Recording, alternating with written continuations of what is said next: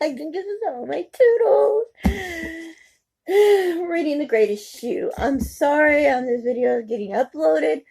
It was for Tuesday. I have all these videos I made. I'm uploading. Oh my god. I did a video yesterday and I actually uploaded it before this video. I've uploaded my peachme.com box. Now I'm gonna upload the greatest you from me reading it, but today it's taking forever to get the video uploaded, and I know I gotta do tomorrow's video, which is Friday Faves. I gotta do a Friday Fave video. I gotta do Shop My Stash video. Oh my god, I got nuts. Forgive me, but I'm crazy. Let's get into reading the greatest you because I am going to go nuts. We don't have very much, which is fine. Hold on, I got to sneeze. Alright.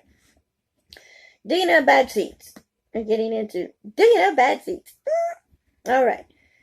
Dina Bad Seeds involves 3 key steps. The first step is to use the tool we develop in the first chapter and get some of the bad influence out of your life.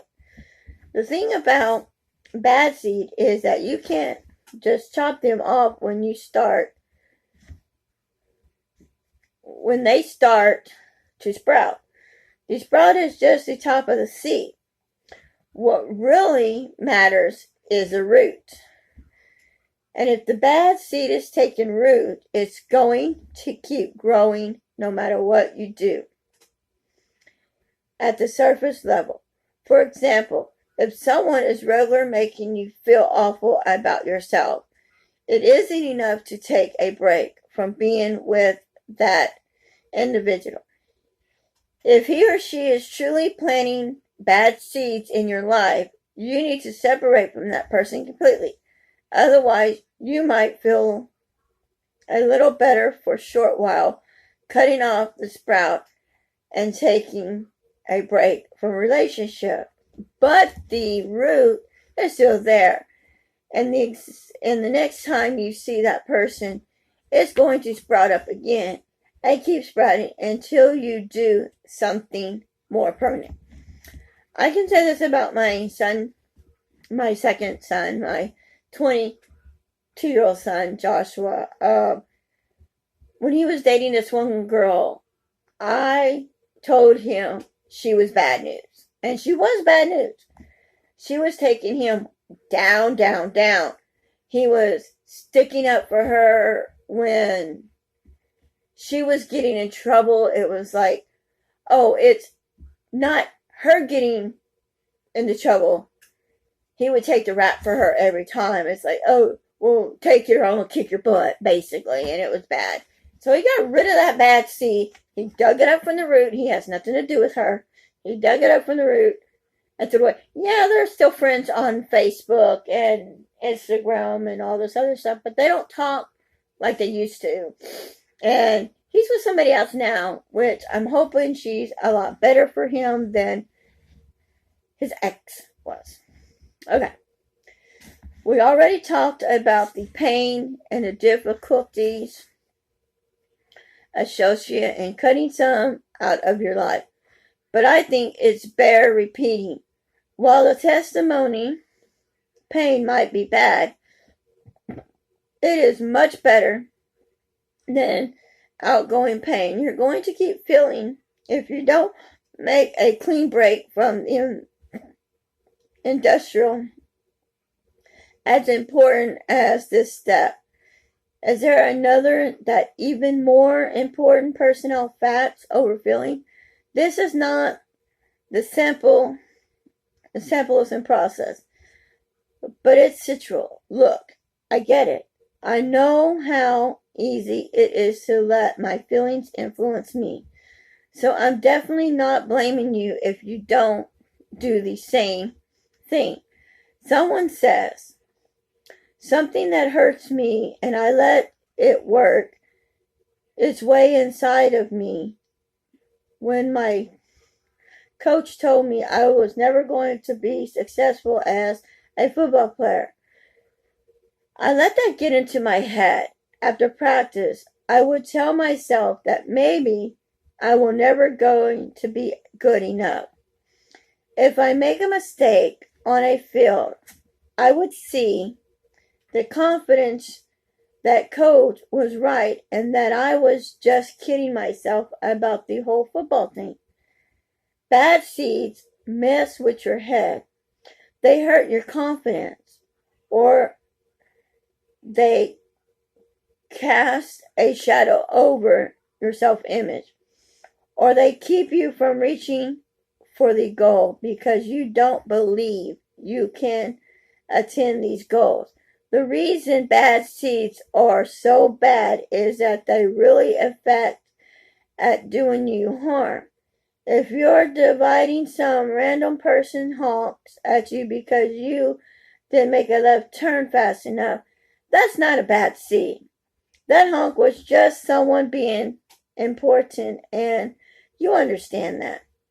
But if a friend tells you you drive like you're scared all the time, that's going to affect you entirely different way. You might even start wondering if you're a bad driver and become self-confident every time you get behind the wheel. Okay, short story. Yesterday, my husband and I was coming from shopping. We went Christmas shopping so he could use his discount card at his work. And this person was driving, like in the story, slow at turning, but not really slow at turning. Stopped in the middle, got on the phone and started talking, and would not pull up to closer up to the stop sign to turn to get to wherever the person was going. So my husband went, huh, and the car went, meh. And I'm not going to stick the middle finger out, but it was funny. I laughed. I thought it was funny. I was laughing. I said, you see that? It, and I called it an it because we didn't know if it was male or female. Put the middle finger at you and said, whoa. And I laughed all the way home. We got home, and I talked a little bit about it last night, but not too much. And I was like, oh my God. I was like, but it was funny. My husband was trying to hurry because his boss saw us at Walmart and says, hey, can you come in? I need you. He said, let me finish my shopping here, da-da-da. And I forgot a few things at the store, but like I told my husband, I will get it. We're going out shopping tomorrow. We'll get the toilet paper. And there was something else I was supposed to get that I didn't get. But I said we'll get it tomorrow. Okay, that's when it's time to separate facts from feelings. If you were a bad driver, you'd be getting into lots of accidents. At least you have been having a lot of close calls. But you haven't had a single accident, and you can't even remember the last time you heard a near miss. Yeah, you might be a little contentious when you're out on the road, but that works out pretty well for you and everyone else because you're staying safe and you're not endangering anyone around you. Remember that guy I told you about who asked me if I was still doing my little rehab time thing? As I really admitted, that got me from the moment I allowed myself to wonder if maybe rehab time wasn't the impact I thought it was. Otherwise, this guy would have known all about it, right? That lasted no more than a few minutes, though. Then I looked at the fact, at all the people I know I've touched with rehab time, at the number of people who watched my videos and initiated with me and reached out to let me know I've inspired them. And because I apologized the fact over my feelings. Prioritized. I'm sorry. Where am I? Okay. I didn't let the bad seed take root. I just tossed it out of my garden and went on doing what I could to help people with rehab time. So, what I want to do with all of your bad seeds is react your feelings, but let the fact take charge. Someone tells you that you don't have emotional strength to make it on your own in a new city. Well, the fact suggested that every time you go into a brand new situation, you've gotten comfortable in that situation within a few months. So, did the bad seed out of the ground because you're going to do when you move? Your father tells you you've always been disappointing to him. Well, you've got a good job, good friends, good history, overwhelming setbacks. Does that sound like a disappointment? The bad seed probably has really deep roots, but get in there and dig it all the way out because the facts don't lie. Yeah.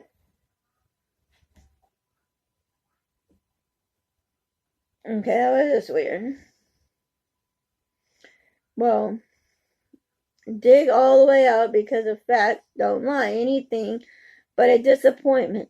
You go through the series of bad relationships and you're starting to believe you can never have a good one. Well, maybe that's because your parents had an awful relationship and that's the model you're used to. But now that you realize how much damage that bad seed has caused, you really to see that you're a lovable, caring person who just needs to take a different approach to a relationship. Toss that bad seed out of the garden. For my oldest son, he looked at my son Joshua and he said, he's better looking, he's not handicapped, he gets all the girls and I don't get nobody. Well, that's because my son put that himself in his own head. When my oldest son was younger, I would go around and call him my little handsome prince. He is my new head. I call him my handsome prince. I said, you're the most prettiest baby, the most handsomest baby. You're gonna break a lot of girls' hearts. If you've ever watched Scooby-Doo, look at Shaggy. If you don't know my son, go look him up, Jeffrey Dawson, on Facebook, and try to add him. Tell him you're friends with his mother. And if you look at him, you got this and this. He looks like a full-grown, headed, bearded Shaggy. And so we started calling him Shaggy Lookalike, which is awesome. He's a really sweet boy. Yes, he is handicapped. He was born with cerebral palsy. But he walks just like us. He's normal just like us. Does everything like us. Cusses. Plays video games. Eats. Everything.